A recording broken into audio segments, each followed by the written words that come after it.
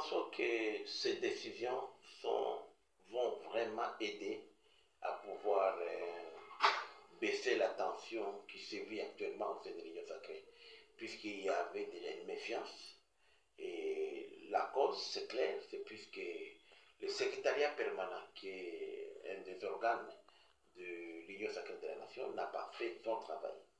Et le secrétariat permanent s'est livré dans des pratiques morales, dans des pratiques qui consistaient à aller traquer les mandataires publics, avoir des moyens, des fonds, dans l'opacité totale et dans une gestion dans l'opacité totale. Et on ne sait même pas aujourd'hui à tel point que même nous qui faisons partie de la conférence de présidents du parti politique et regroupement, membres signateurs de la charte, nous ne savons même pas comment notre famille politique, l'Union sacrée, est gérée au quotidien. Alors, cela a créé des méfiances et chacun s'est retiré chez lui.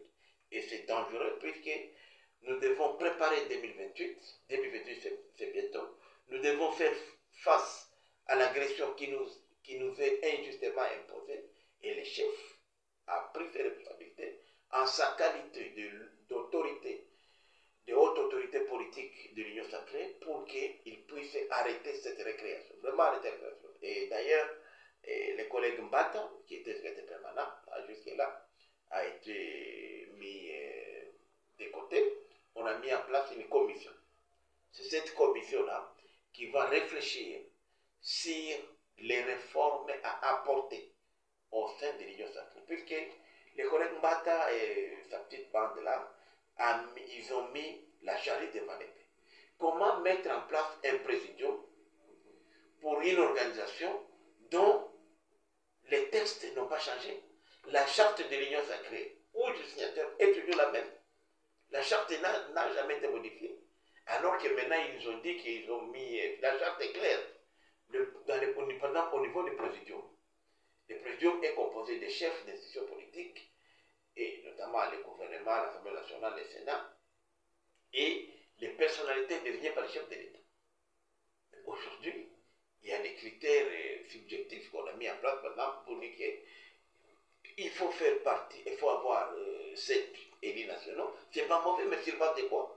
Mais il fallait d'abord procéder au congrès, modifier les textes qui régissent l'Union sacrée aujourd'hui, et après maintenant, mettre les organes en place et désigner les animateurs. Et il n'y a pas que le présidium, nous avons par exemple le bureau politique, nous avons la conférence des présidents, où je siège personnellement, de partis politiques et de regroupements. Donc ce sont des choses qui aujourd'hui freinaient la marche de notre famille politique. Les regards que nous avons aujourd'hui sur cette commission, qui d'ailleurs dans 15 minutes, nous allons tenir la première réunion de la commission. Nous allons faire une ébauche d'abord pour faire des propositions. C'est une commission très légère qui n'a pas de pouvoir à part faire seulement de propositions sur les réformes à apporter à l'Union sacrée, non seulement en vue de l'adapter au contexte actuel de la guerre, mais aussi en vue de pouvoir inclure plus des compatriotes et éviter tout ce qui est querelle. Donc l'inclusion, la réconciliation, la cohésion,